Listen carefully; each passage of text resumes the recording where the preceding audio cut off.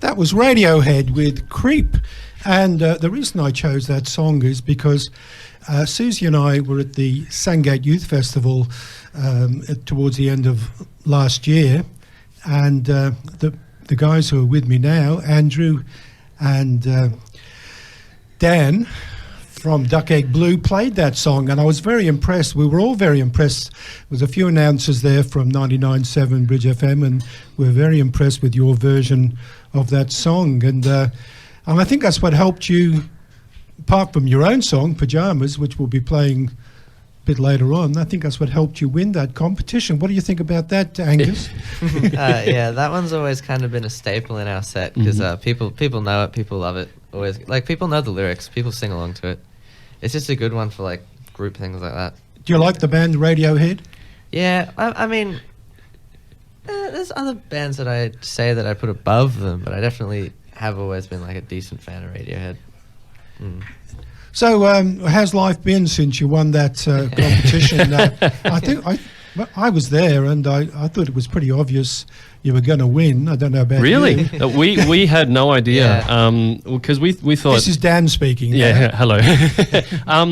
We thought because there was so many great bands there, and when we got off stage, we thought, we've stuffed up. We haven't done very well, and then all of a sudden, the announcement comes over. Duck Egg Blue wins, and we were just flabbergasted. Pretty much. I didn't see the announcement. I'd left before the end, but I saw the whole of your gig there, and I was very impressed. And thank you. To be honest, I didn't see all the bands, but it's good to be modest though, Dan. That doesn't hurt. Oh no, not at all. Now, Dan, you're the drummer. Yes.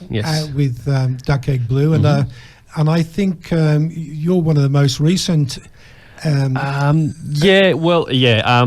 I think Nick, our bassist, is probably the most recent. But I started with Duck Egg Blue probably late 2020, I think. Oh, that long. I think that was the 2020 Sandgate Youth Festival. That was the first time I actually played with the boys, and I thought it was fantastic. And so I went, "Can I please stay on?" And here I am now. We were thinking like, oh no, Dan's not going to want to do this. We've annoyed the dude out of him. He's never going to want to do this. And he was like, because Dan's a couple of years older than the rest of you. Isn't he? I'm the grandfather of the group. Dad. You're not that old. Yeah, no, that's what they keep on telling me. But most of you are just pretty much a year or two out of high school. Dan, you're a couple of years older than that. So. Angus, I went over to your house once to see you rehearse, and that was quite interesting. Do you still rehearse at your place? Yeah. Same garage as it's always been. It's just because neighbours anywhere else that we go tend to get mad, but out there no one really cares. Yeah, make as much noise as we want. Yeah, it's good that we have somewhere like that we can just kind of practice and be as loud as we can, so that we can do as good of a job as possible when we actually do gigs.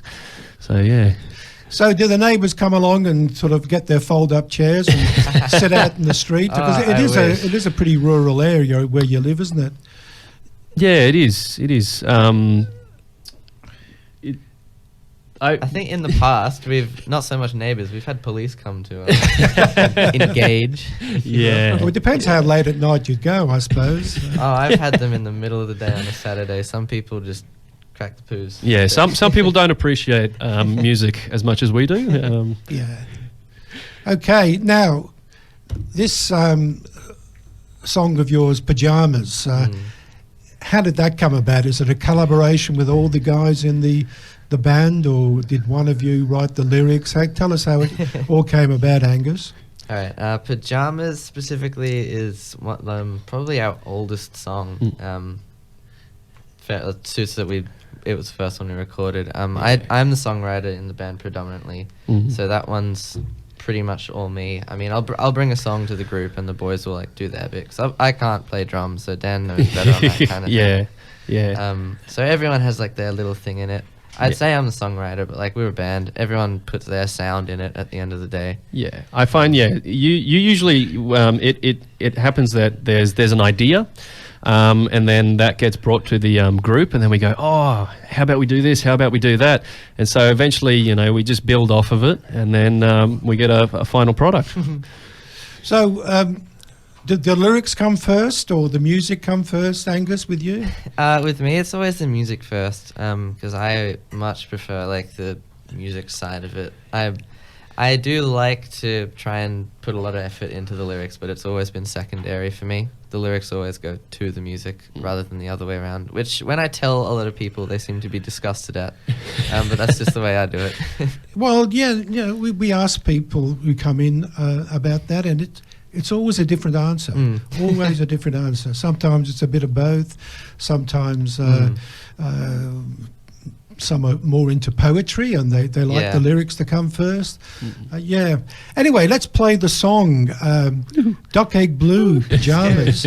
This only came out towards the end of last year. Yeah, correct. Yeah. And that was exciting. And is it getting well received at the gigs you're playing at? Oh yeah, people love it. It's actually funny because there have been occasions where people who are in the crowd know the lyrics better than Dylan, our vocalist. But I mean, he's got a lot of songs to rehearse and get stuck in his head, so I can't blame him. But no, people love it. People eat it up. Okay. Latest recording, or is it the only recording? Yeah, so far. We've got a couple in the pipeline, but this is the only one, unfortunately, at the moment. So that was called Pajamas, and if you look at our 99.7 Hub Facebook site, you'll see a video that Suzy's put up of that song, and the band are all in these sort of shorty pajamas. Identical, I think, weren't they? Yeah. And it's the idea of the video. It's speed dating, isn't it? Tell us about that, Angus. Explain the video to us. That was a work of Dan's wisdom. So it'd be funny to cross-dress, and we were like, yeah, that'd be hilarious. So we did. Some of you look too good as women, I tell you. You're not the only one Dan, that says that. You didn't shave, though, when you... Yeah, no, I thought it'd be interesting to have a beard. But yeah, it was definitely, it was a lot of fun. Yeah. No, it's funny. It's good. Yeah, well, I'm glad. Yeah. Excellent. So how can people find out more about you? Well, we've got an Instagram, which is at Duck Egg Blue Band. And we also have a Facebook, which is Duck Egg Blue Band as well. Other than that, we're obviously on Spotify at the moment. If you head to our Instagram, we've got any kind of links that you'll need in our bio for upcoming gigs, that kind of thing. Yeah. And the name Duck Egg Blue, well, it's a colour. I know it's a colour. But is there anything significant in the name? I love that. We always get asked that question. I had to ask. Yeah, no, understandably. But is there anything behind the name, Angus? The story is extremely underwhelming. Underwhelming? I'm working. Is it rude? On something. No, not at all. Not rude. Just what is the story? I can't remember. It was just my friend's mum bought a pillow from IKEA, and she was just so excited that the colour was duck egg blue, and she just loved it. And I remember her coming home and being like, look at this, check this out. I was like, that'll be a kind of cool band name. Said it to the guys, and no one came up with anything better, and we were like, oh, that's and it stuck. Cool. And it stuck, and it's grown on me, if I'm being honest. Definitely. I love the photo of you all in a pond. In a pond. Yeah. That was a lot of fun. On. Yep, that was fun. I guess you didn't have bottoms of the suits on you. No, we did. Oh, we did. It was full suit. We fully committed. Don't worry. Oh wow. We had to get Dan to stand behind us all because he's so much taller than everyone. Yeah, that was a lot of fun, and that was during the winter, so it was very cold. Was it? Yeah. Well, you kept pretty straight faces while you were doing it. Fantastic. Thank you very much, guys, for coming in and chatting with us. Thanks for having us. Tell us about some of the gigs you play down the valley, because it's primarily where you play. Yeah. So we just had a gig a couple of days ago at the zoo with 1012. Yes, we know them. Yeah. Great bunch of guys. Awesome fellas. Yeah, we were there for their single launch, and we've got a couple of gigs coming up next couple of weeks, primarily in the Valley. We've got the 29th at the Bearded Lady, which we're selling tickets for in our bio. But if your pockets are relatively shallow, we've got Rick's on the 4th of February, which is always awesome. Rick's is just fun. Yeah. Great. Now, we're going to close. We'll say thank you for coming in. We're going to close with a song that you sort of chose by a band called Muse. Muse, yes. Why do you like this band? Oh, wow. I could go on for so long. I just like the musical arrangement and stuff that he does. It's weird, to put it simply. I like weird stuff. So. Are they an Australian band? They're a British band. I British think. band. Yeah, they're a British band. But yeah, we usually do covers, a lot of covers from Muse, because a lot of us in the group love Muse, and we grew up on Muse. So yeah. And I think you said play a set without a Muse cover. Exactly. And I think you said, Angus, that you used to play this song Starlight. Yes.